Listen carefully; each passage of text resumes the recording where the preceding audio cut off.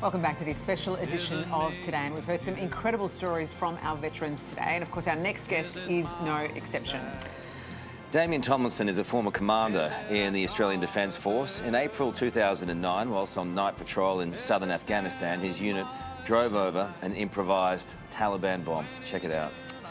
Damien suffered horrendous injuries in the explosion, which resulted in both of his legs being amputated.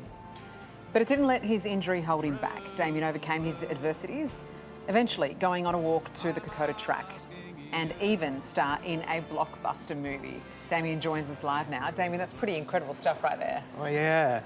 Yeah, it's amazing what you can do when you've got the time, isn't it? When you see the vision of yourself, I mean, are they terrible memories, painful memories? I mean, not really. For me, joining the Defence Force was the difference between me being able to be proud of who I was and what I was doing, and the person who I saw as going nowhere on the Central Coast. So, every time I think about something to do with the injury, it's as a result of the thing that changed my life, essentially. So I only really see positives, as weird as it seems. Well, that's the thing, isn't it? I mean, what you're able to take away from the experience that you had over there, so many others have shared too. What does a day like today signify?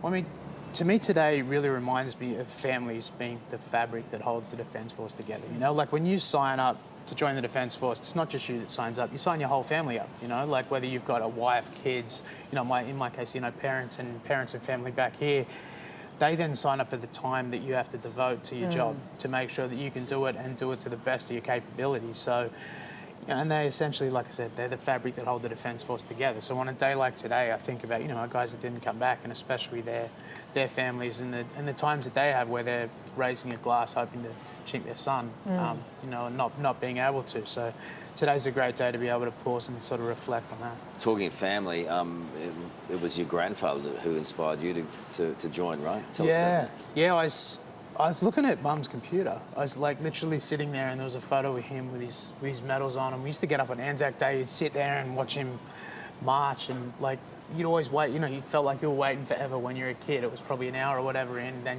you'd see the 2nd, 17th, and he'd march past. And I remember being really proud and not proud of myself. So I looked at that and thought, okay, yeah, I think the Army's might be the change I need.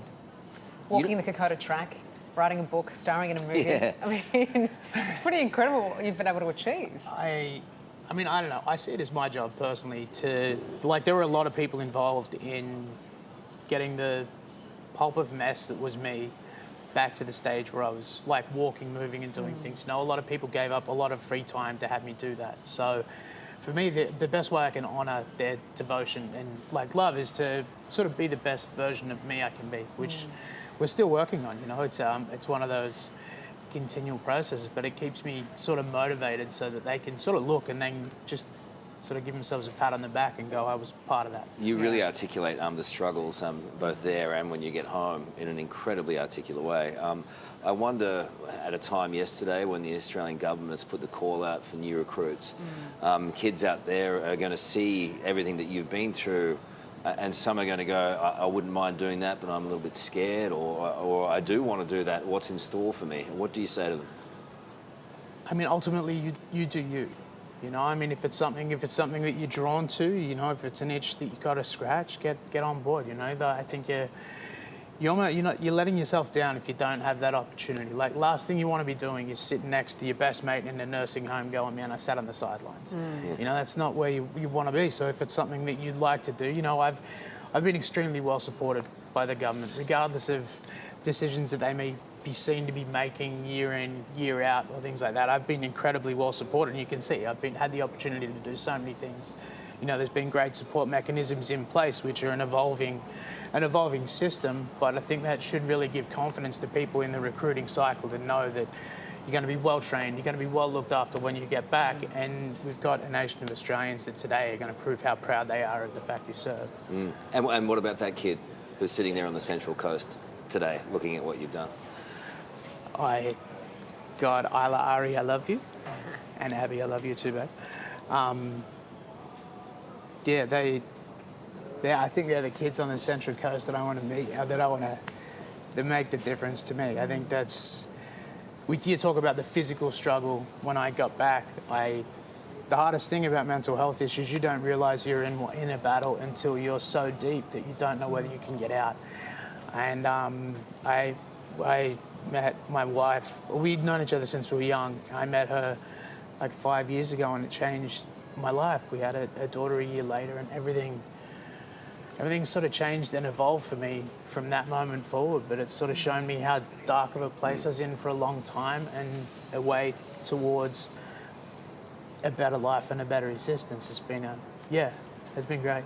Beautifully said. Incredible words. Lovely to talk to you today, and you are the very embodiment of why people should climb in. Yeah, it's a big day, isn't it? I mean, I don't know. I had a cool moment. I went into a preschool and I took my medals in, and I had my little daughter sit like next to me, and that's my dad with his robot legs, and sat there, and it was probably, you know, of all the things, it's like the coolest moment I've had in ages. I just sat there for half an hour in my little like man cave room I've got at home, just like. Very cool. Thank you for your service. Thanks so much. Appreciate everything you've given for the country. That's just one story on a day of them. Anzac Day. More commemorations coming up on Today, right across Australia, right after this.